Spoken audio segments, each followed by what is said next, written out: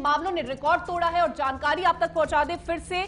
दिल्ली में 1500 से ज्यादा मामले सामने आए। 24 घंटे का अगर जिक्र करें तो कोरोना के 291 लोगों की 24 घंटे में कोरोना से जान चली गई है। तो बड़ी जानकारी, 1,61,240 लोगों की अब तक कोरोना से मौत हो चुकी है। तो देश में कोरोना के मामलों ने रिकॉर्ड तोड़ा है। जिस तरह से लगातार मामले बढ़ रहे हैं, जहां पर 24 घंटे में कोरोना के 62,298 नए मामले सामने आए हैं और साथ ही 291 लोगों की पिछले 24 घंटे में जान चली गई है। तो कोरोना के मामले जिस तरह से लगातार बढ़ रहे हैं, रिकॉर्ड जो है वो कोरोना के मामलों में लगातार टूटता भी चला जा रहा है। तो 24 घंटे में 291 लोगों की मौत हो गई। अगर बात दिल्ली की करें तो दिल्ली में भी कोरोना का खतरा लगातार बढ़ रहा है और साथ ही 1500 से ज्यादा कोरोना के मामले सामने आ चुके हैं। तो 24 घंटे में 62,298 नए मामले सामने आए और साथ ही जिस तरह से इजाफा कोरोना के नए मामलों में हो रहा है, बेहद गंभीर बन जाता है। जिस तरह से सरकार कितने अब ये बात कह दी है कि राज्य सरकारें अपने अपने स्तर पर सख्ती बरतें क्योंकि त्योहार का सीजन है और साथ ही उन्होंने कहा है कि जिस तरह से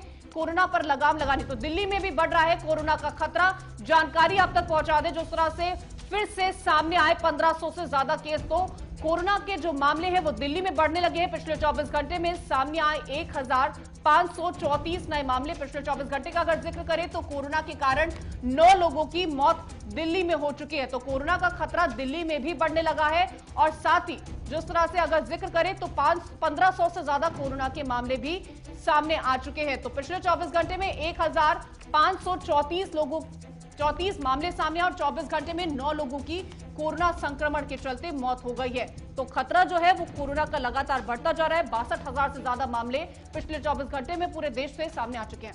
ज्यादा जानकारी के लिए हमारे साथ हमारे संवाददाता हैदर अली जुड़ रहे। हैदर, जिस तरह से कोरोना का खतरा लगातार बढ़ रहा है, पिछले 24 घंटे में 62,000 से ज्यादा मामले सामने आ चुके हैं, कितनी ज्यादा टेंशन जो है वो बढ़ने लगी है क्योंकि एक तरफ जो अब आंकड़ा है वो लगातार एक के बाद बढ़ता ही जा रहा है।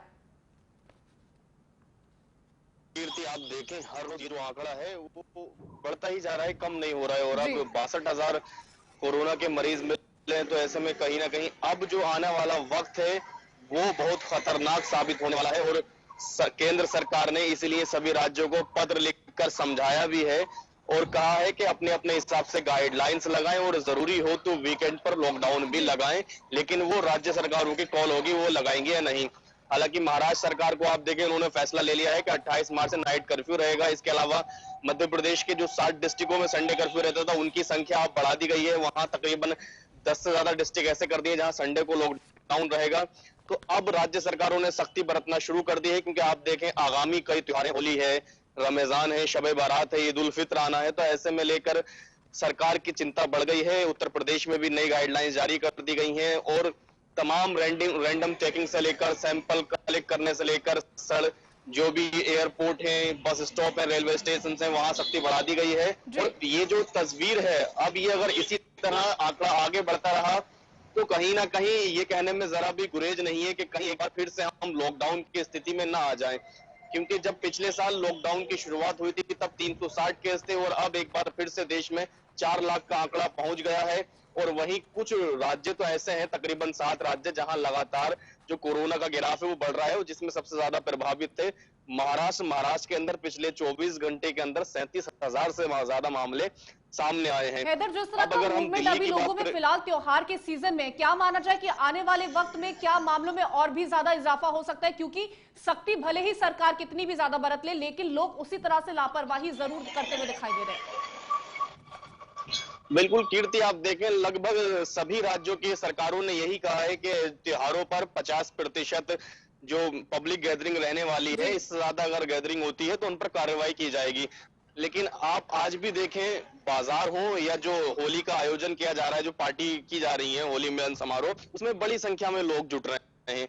और आप देखें होली के बाद या किसी भी त्योहार के बाद इस संख्या में बहुत ज्यादा इजाफा होने वाला है क्योंकि लोग एक दूसरे से सटके खड़े होंगे, सोशल डिस्टेंसिंग का ख्याल नहीं रख रहे हैं, मास्क नहीं लगा रहे हैं। अगर हम दिल्ली की ही बात करें, दिल्ली सरकार ने चिंता जाहिर की थी कि सिनेमा हॉल, मॉल, धार्मिक स्थल, एयरपोर्ट और ये रेलवे स्टेशन वगैरह तमाम ऐसी जगहें हैं या जो वीकली बाजार हैं दिल्ली के अंदर, ये मेन वजह बनेंगे कोरोना की रफ्तार बढ़ाने में। और वही साबित भी हो रहा है। आप देखें धीरे धीरे करके आंकड़ा ये 1500 पर आ गया, 1500 आंकड़े आने लगे कोरोना के।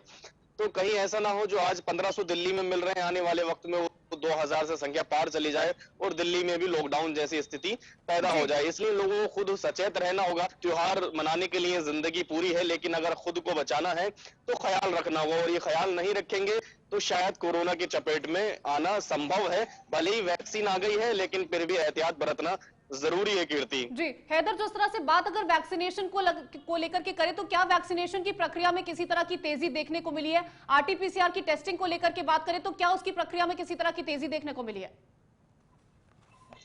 बिल्कुल, आप देखें वैक्सीनेशन का काम बहुत तेज हो गया है। हर राज्य ने अपने स्पॉट बढ़ा दिए हैं, वैक्सीनेशन की संख्या बढ़ा दी है।